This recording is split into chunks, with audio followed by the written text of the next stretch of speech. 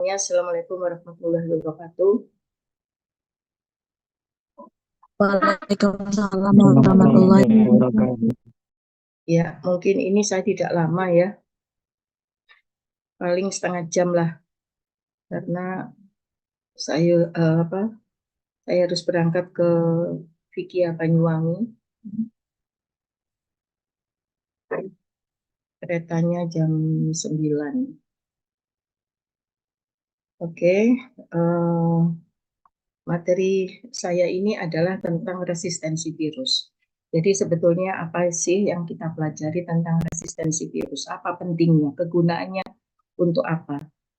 Ini tidak banyak, hanya 13 slide, tapi walaupun tidak banyak, tetapi maknanya ini sangat penting, ya.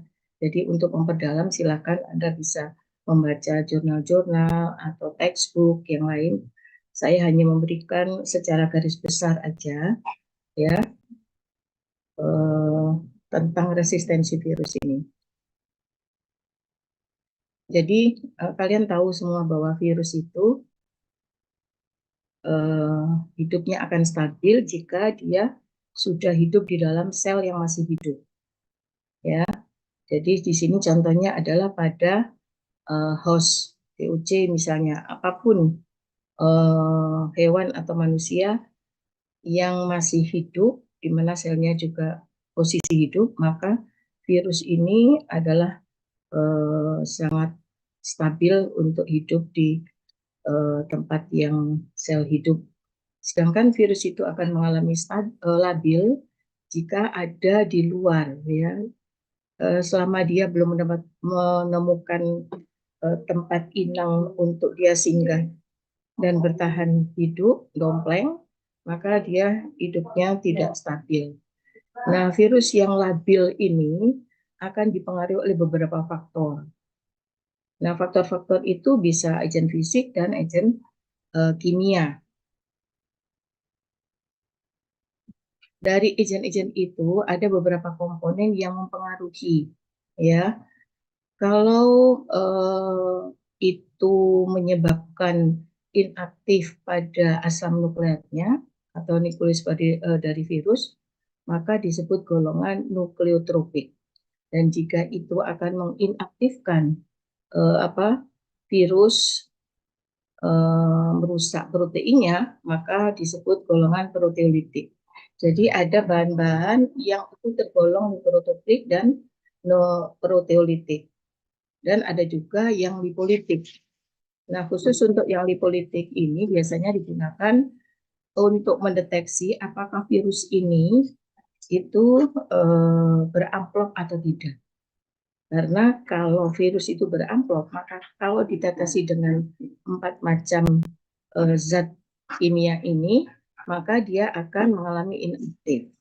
Sehingga untuk klasifikasi virus, maka untuk menentukan dia ini virus beramplop apa enggak ya, telepon aja kita tetesi virus itu dengan 4 bahan ini. Ada ether, kloroform, garam pedu, lipase, maka virus itu akan inaktif. Nah, kalau virus itu inaktif, maka itu adalah virus mempunyai amplop, ya. Karena yang dirusak adalah lemaknya, lipolitiknya. Karena amplop ini sebagian besar terdiri dari lemak atau glikoprotein, gitu ya. Tergantung daripada virus itu. Virus mempunyai amplop yang terdiri dari apa. Nah, kemudian yang nukleotropik ini termasuk bahan-bahan ini: formalin, asam nitrit, hidroksilamin, dan UV, ya. Yang proteolitik ini ada panas, pH asam, tripsin. Jadi ada beberapa pengaruh dari panas dan pH. Itu yang diserang adalah protein virusnya. Sedangkan unselective agent itu contohnya adalah SYNAPTIX atau uncoating agent, maka ini akan merusak semuanya kalau yang ini, gitu ya. Ya, ada beberapa sifat dari agent, ya. Ada suhu, ada variasi pH, ya. Kemudian ada radiasi, macam-macam di sini. Kita bahas yang pertama adalah suhu. Akan tahan berapa sih virus itu terhadap pengaruh suhu? Kalau kita panaskan 56 derajat selama setengah jam, maka virus ini menjadi inaktif. Apalagi kalau kita panaskan 100 derajat Celcius, hanya beberapa detik, maka protein ini ada yang diserang, ya, terjadi denaturasi protein yang menyusun kapsid. Jadi protein-protein yang menyusun kapsid itu akan dirusak. Istilah dirusak itu adalah protein itu mengalami denaturasi. Nah, kasus ini pernah terjadi pada saat tahun 2003, di mana ini lagi wabah pertama di dunia, ya, termasuk Indonesia, adanya virus avian influenza. Jadi pada saat itu dihimbau untuk di Surabaya khususnya dihimbau untuk yang pedagang sate ayam itu tidak boleh. Wah, ini rame pada saat itu ya, geger itu rame. Jadi padahal yang jual-jual sate ayam itu kan kebanyakan orang Madura.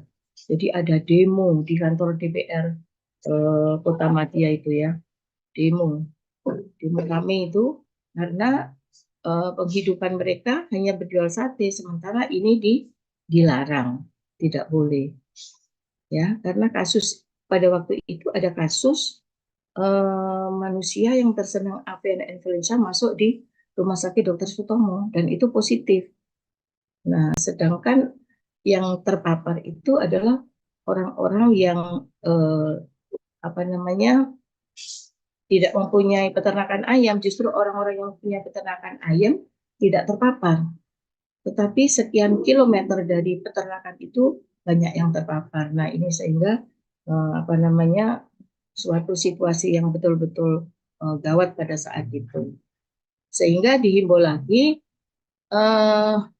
kalau misalnya ibu-ibu yang belanja ayam itu cara memasaknya harus dididihkan 100 derajat Celcius supaya virusnya itu mati. Nah, itu adalah kalau kita ingin mengetahui resistensi virus itu seberapa jauh, maka ada pengendalian tentang hal-hal tersebut.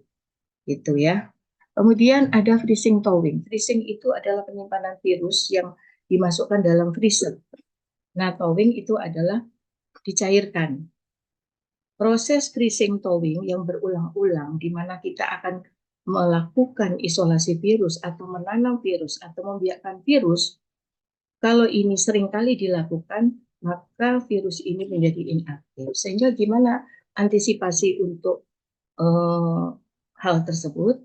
Maka biasanya penyimpanan virus itu dimasukkan dalam ampul kecil-kecil. Baru kemudian di freeze. Sehingga ini ada ampul freeze ya. Dan kemudian disimpan pada suhu minus ini, dan minus ini. Begitu. Nah, lebih baik lagi kalau freeze drying. Jadi kondisi dalam virus itu dalam kondisi beku, kering, beku, kering ya. Jadi kering, bentuk larutan kering seperti kristal gitu. Jadi virus itu bisa kita keringkan ya. Ya tentunya dengan proses ya, dengan proses alat. Kemudian kita simpan di dalam freezer, itu akan tahan bertahun-tahun. Dan kemarin udah uji coba di virologi dan sekarang lagi berlangsung. Virus EDS, egg drop syndrome, pada waktu 2016 kita membuat itu, kemudian kita keringkan, ya. Jadi kayak apa ya? Kita keringkan bentuknya sehingga kayak ini apa? Vitamin CDR. Nah, bentuknya kayak gitu. Begitu itu dikasih air, maka dia akan larut. Nah, kemudian kemarin ditanam ya, pada telur itu berembrio, ternyata masih hidup. Bayangkan, 2016 dan sekarang 2024. Nah, udah berapa tahun tuh? Ya, hampir 10 tahun. Hampir 10 tahunan lah. Sekitar 8 tahun itu masih hidup ternyata virusnya. Nah, seperti itu. Nah, panas ini, ya, panas ini apa istilahnya adalah molekul asam fosfat yang menghubungkan basa dengan gula. Ya, gabungan antara basa dan gula itu kan dirangkai oleh adanya molekul molekul asam fosfat gitu ya. Ya, gitu. Nah, sekarang variasi pH. Tiap virus itu berbeda-beda kemampuannya ya. Secara umum virus itu akan stabil dengan pH 5 sampai 9. Ya pastinya pH 7 itu normal ya. Kalau pH itu terlalu asam atau basa, maka virus ini cepat inaktif. Tapi ada beberapa virus dengan pH 5,3, maka virus ini akan rusak. Contohnya adalah virus Rhino, golongan Rhino. Sedangkan pada pH 2,2, maka golongan virus entero ini tetap tahan ya, jadi tetap infektif. Nah, beda lagi dengan virus toga yang mempunyai hemaglutinin, di mana hemaglutinin ini juga dipengaruhi adanya pH. Kalau terlalu asam atau basa, maka dia tidak mampu mengaglutinasi eritrosit. Nah, itu sifat daripada virus toga. Jadi macam-macam virus itu mempunyai karakteristik yang berbeda, begitu. Ya. Kemudian radiasi. Radiasi ini kalau kita lihat UV dari matahari itu sebetulnya akan bisa meletalkan semua mikroorganisme, baik itu virus, bakteri, kemudian jamur atau parasit. Itu semuanya bisa diletalkan oleh sinar UV dari matahari. Namun itu berbeda-beda tiap mikroorganismenya. Tahannya sampai berapa? Itu. Nah, kalau kita membahas tentang virus, maka gelombang pendek UV 2600 Armstrong, maka dia akan menyerang asam nukleat virus. Sedangkan kalau lebih rendah lagi 2350 Armstrong, maka dia akan menyerang protein viralnya. Apakah penting kalau kita ingin melakukan penanaman virus, itu ruangannya harus disteril? Yes, harus disteril, tapi dengan intensitas yang rendah. Menggunakan apa itu? Menggunakan lampu merkuri dengan panjang gelombang 2537 Armstrong. Sehingga sterilisasi udara pada lab itu akan menjadi steril dan siap untuk dilakukan penanaman virus atau inokulasi virus. Menurut kalian kira-kira Anda akan melakukan penanaman virus dengan metode yang apa? Kalau ruangan itu harus disteril. Dengan apa? Anda tahu kan sterilisasi apa namanya menanam virus atau isolasi virus itu ada berapa cara?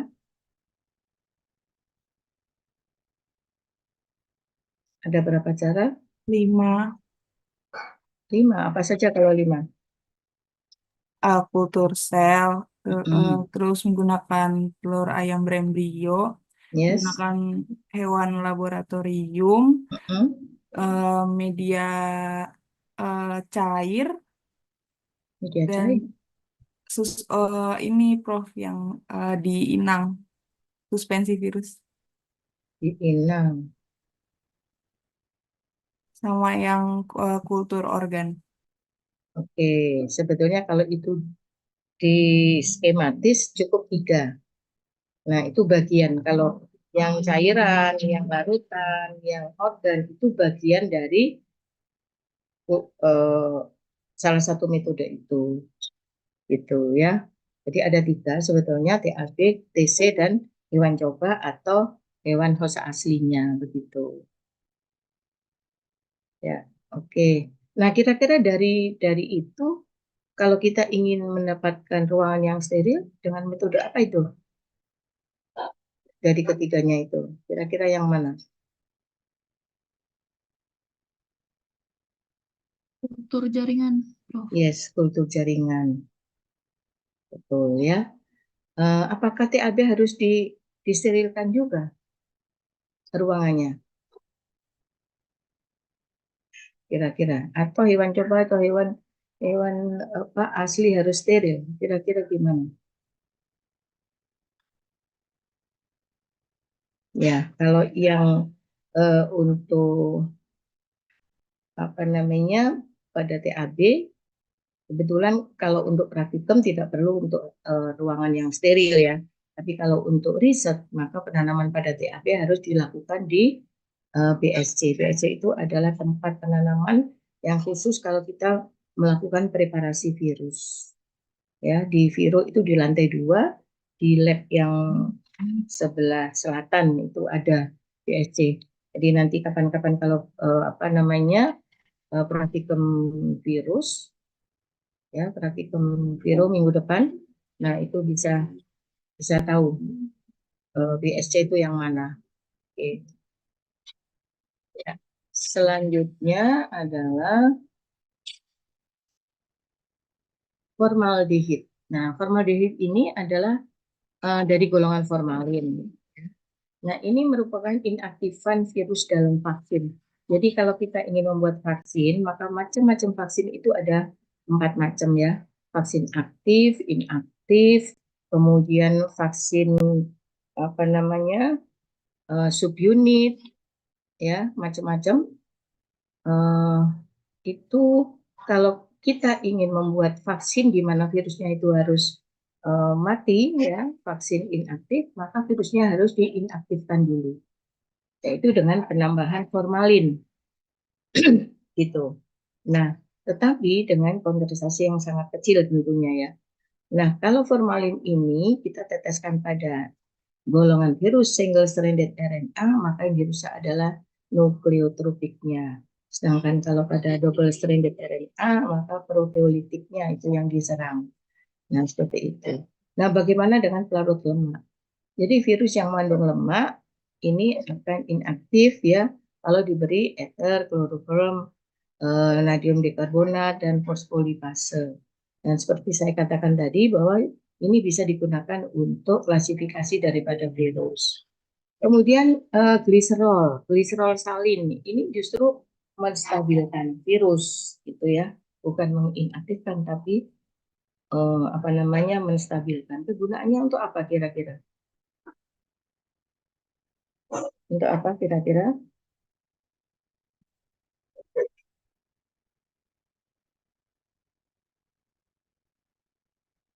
Halo, untuk apa kira-kira penggunaan gliserol? Kalau formalin tadi bisa digunakan untuk vaksin inaktif, tapi kalau gliserol apa?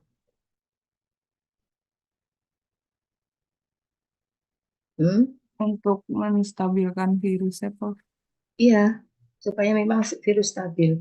Itu kita gunakan pada saat apa kira-kira?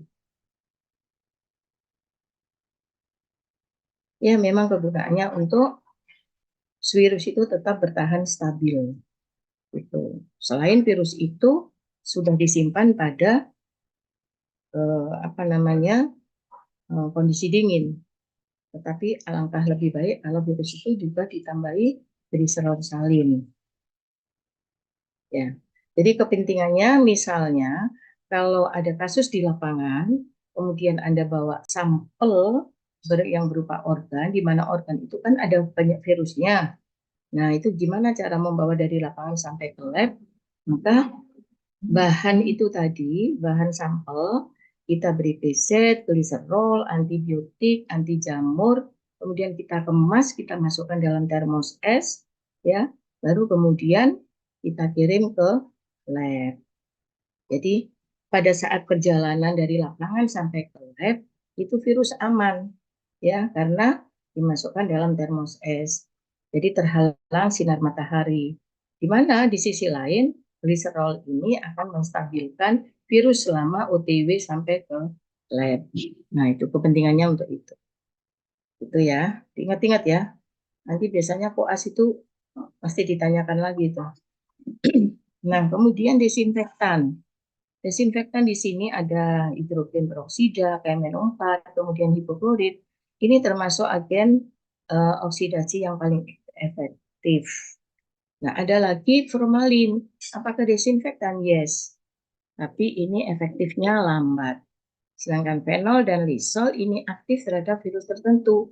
Tidak semua virus kalau diberi lisol atau fenol itu inaktif. Tapi hanya virus tertentu itu dia tetap aktif walaupun dengan fenol dan lisol. Kemudian soda kaustik dan soda pencuci ini sangat efektif. Contohnya pada saat COVID ya, itu kan harus setelah keluar dari rumah ya, kemudian di luar tuh pegang-pegang apalah apa kunci, apa pintu, apa jendela atau tangga berjalan atau apa. Nah, itu tangan-tangan kita yang memegang sesuatu, maka sampai rumah harus cuci tangan. Nah, itu kepentingannya untuk apa? Cuci tangan dengan soda pencuci atau deterjen. Karena virus COVID ini, kalau kita mencuci dengan deterjen, maka virus ini akan mati karena apa namanya ketahanan daripada virus COVID dia akan inaktif kalau kena deterjen. Nah, itu adalah kepentingannya kalau kita sudah tahu resistensi daripada virus, ya, sehingga kita bisa melakukan tindakan kebijakan apa yang kita lakukan untuk pengendaliannya, gitu ya. Oke. Zat warna sekarang ada naphthalene black dan neutral red. Nah, zat warna ini sering digunakan kalau untuk pengecatan plak. Artinya, kalau kita melakukan isolasi tisu culture, ya, maka akan terbentuk plak-plak. Itu menandakan virus itu tumbuh, tetapi kondisinya mati karena sudah diberi naphthalene black atau neutral red. Jadi plak-plaknya itu akan muncul. Nah, itu menunjukkan bahwa oh iya ternyata ada pertumbuhan virus tuh, tapi virusnya mati karena udah diberi zat warna. Nah, kepentingan zat warna ini akan merusak nukleus daripada virus, sehingga virus jadi inaktif. Hanya sekedar tahu, bisa tumbuh nggak ya virus ini? Oh, ternyata tumbuh. Apa buktinya? Ada plak-plak. Nah, itu ya. Kemudian antibiotik. Kalau dengan virus ini tak mempan, karena antibiotik ini fungsinya hanya menghambat replikasi virus. Jadi proses akan replikasi itu dihambat tuh dengan antibiotik, ya. Nah, kalau udah dihambat dia tidak bisa melakukan replikasi, otomatis wassalam, dia akan mengalami kematian. Tapi bukan berarti bahwa antibiotik itu membunuh virus, no, tidak. Tapi menghambat replikasi virus, gitu ya, sehingga tidak terjadi perkembangbiakan daripada virus. Nah, sekarang yang terakhir adalah pemurnian virus. Tujuannya untuk apa sih virus itu dimurnikan? Tujuannya adalah mempelajari struktur kimia sifat-sifat virus. Syaratnya antigenitas dan infektivitas virus tidak boleh berubah. Kegunaannya untuk apa? Untuk memperoleh bahan baku vaksin. Ya. Jadi kalau kita ingin membuat vaksin virus, maka virus ini harus dimurnikan dulu supaya bisa dilakukan perkembangbiakan yang banyak, ya. Nah, perkembangbiakannya itu dengan apa? Bisa menggunakan tisu culture atau penanaman pada TAP, gitu ya. Nah, dalam pemurnian syaratnya itu tadi antigenitas dan infektivitas tidak boleh berubah. Caranya gimana? Virus itu harus dikeluarin dulu.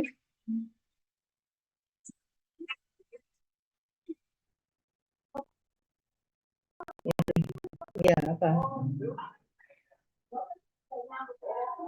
Oh ya, ya, wes, hati-hati. Wes.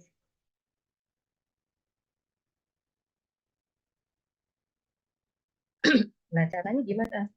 Virus itu harus dikeluarin dulu ya dari selnya, dihancurkan selnya dengan cara homogenizer dengan deterjen atau diberi enzim kemudian dilakukan vibrasi ultrasonik ya. Jadi sel-selnya dihancurin dulu atau dilakukan freezing thawing yang berulang-ulang, maka sel itu akan mengalami pelemahan dan hancur sehingga virus itu bisa keluar. Nah, selanjutnya untuk memurnikan gimana sih supaya virus ini bisa keluar dari sel dan murni selain dengan proses yang tadi itu, maka dilakukan sentrifugasi. Ada 6 cara: sentrifugasi juga kromatografi, kristalisasi, adsorpsi pada eritrosit, dan presipitasi dengan antibodi. Nah, dari 6 cara ini yang sering digunakan yang pertama ini, ya, sentrifugasi atau pemusingan. Untuk mendapatkan jaringan yang kasar atau sel debris, di mana suspensi virus ini disentrifus dengan kecepatan tinggi 600 rpm selama 15 menit, kemudian akan terjadi endapan pelet, kemudian dibuang. Nah, supernatanya ini disentrifuge lagi dengan kecepatan tinggi, gitu ya, sehingga terjadi pemekatan daripada virus. Hal ini sering dikombinasi dengan keseimbangan berat jenis, yaitu density gradient, yaitu menggunakan zat-zat kental atau kalium tatrat, sukrosa, cesium klorid. Dasar pemusingannya adalah laju pengendapan, bukan disebabkan oleh ukuran atau bentuk virus, tetapi oleh selektif vikositas yang terdapat dalam bahan. Gitu, ya. Kemudian dilakukan proses selanjutnya sampai 2 hari sehingga didapatkan fraksi-fraksi atau pita-pita zona virus yang terdiri dari fraksi-fraksi virus yang hal ini dapat dilihat kalau menggunakan alat spektrofotometer. Gitu ya. Ini biasanya digunakan pada saat diproduksi pabrik vaksin. Nah, itu menggunakan cara ini. Atau dengan cara ini ya, pemusingan juga itu dengan menggunakan bahan-bahan metanol, contohnya amonium sulfat, maka protein yang denaturasi diikat oleh fluorokarbon dan zat-zat yang tidak dikehendaki akan dieliminir sehingga akan didapatkan protein yang virus yang murni. Kemudian kromatografi, ya, ada kristalisasi. Nah, ini kalau yang cara ini, dasar kromatografi ini kemampuan dari permukaan virus untuk dapat diabsorpsi oleh zat yang porus, ya. Jadi kalium fosfat atau aluminium fosfat yang dimampatkan dalam tabung, kemudian dialirkan zat garam dengan konsentrasi makin lama makin jenuh. Kalau kromatografi ini jarang dilakukan ya, kecuali dengan untuk kepentingan khusus karena ini alatnya bisa dibeli di apotek untuk kromatografi. Tapi ini kepentingannya hanya sedikit, jadi nggak bisa digunakan kalau dalam skala besar gitu. Tapi kalau skalanya kepentingannya mendadak dan untuk secepat untuk bisa diketahui biasanya menggunakan ini, tapi boleh dikata jarang. Untuk kristalisasi khusus untuk virus yang mempunyai bentuk seragam dan teratur golongan virus polio, maka ini sering dijumpai virus kosong sehingga jarang dilakukan. Virusnya kosong ya, mempunyai selubung tetapi tidak ada inti. Juga yang ini absorpsi pada eritrosit. Ya, ini sering terjadi hemolisis, tercampur protein lain dan serumnya. Juga ada kelemahannya sering dijumpai virus kosong mempunyai selubung tapi tidak ada intinya. Gitu. Nah, kemudian yang keenam adalah presipitasi dengan antibodi. Nah, ini agak ribet ya cara yang ini dan agak sulit. Virus dan antibodi dicampur sehingga akan terjadi presipitasi. Kemudian presipitatnya dipisahkan dari cairannya, kemudian ditambahkan enzim proteolitik, DNase, RNase untuk menghancurkan protein yang non-viral. Nah, itu ya. Jadi secara keseluruhan, kira-kira apa ya manfaat Anda mengetahui resistensi virus? Untuk apa? Kepentingannya untuk apa?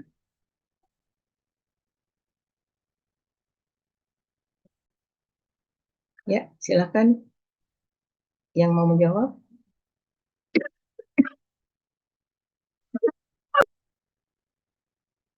Ayo, apa? Agar dapat memastikan keefektivitas suatu pengobatan, Prof. Efektivitas pengobatan, yes, bisa juga. Tetapi yang paling penting juga adalah kita bisa melakukan kebijakan untuk pengendalian suatu penyakit. Contohnya COVID kemarin, sehingga diputuskan, oh ini ternyata harus ada jarak supaya tidak tertular, ya kan? Nah, virus itu akan mati dengan penambahan deterjen, maka harus cuci tangan. Nah, itu kepentingannya itu. Ya, selain juga untuk pembuatan vaksin itu sehingga untuk melakukan suatu pencegahan terhadap penyakit karena virus itu bisa kendalikan kalau kita mengetahui resistensi daripada virus. Begitu. Oke? Ya. Baik, ada pertanyaan? Apa ada pertanyaan? Oke, kalau tidak ada, mungkin saya akhiri ya. Saya nanti keburu ditinggal kereta ini nanti. Oke, baik. Saya akhiri ya. Oke. Ya, ini masuk semua ya. Masuk semua ya. Ini yang saya lihat hanya ada beberapa ini yang